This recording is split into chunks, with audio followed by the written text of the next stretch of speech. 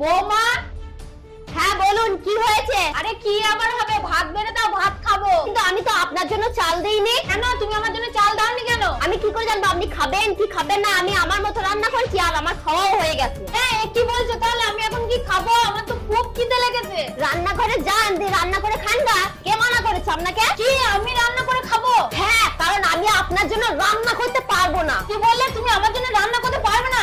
দাঁড়াও, আমার ছেলেকে আমি ডাকছি।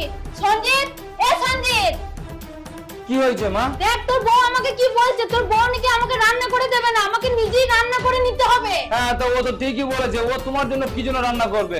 ও আমাকে বিয়ে করেছে, আমার জন্য রান্না করবে, আমার যত্ন নেবে, আর এটা ও ভালো করেই করে। কি তুইও বৌমার মতন কথা বলছিস? খারাপ কি বলেছি? ও আমাকে বিয়ে করেছে, আমার কাজকর্ম করবে, তোমার কাজকর্ম কেন করবে ও? এবার তবু যদি তুমি ওকে দিয়ে কাজ করাতে চাও, সেটা তোমরা দুজনে মিলে কথাবার্তা বলে নাও।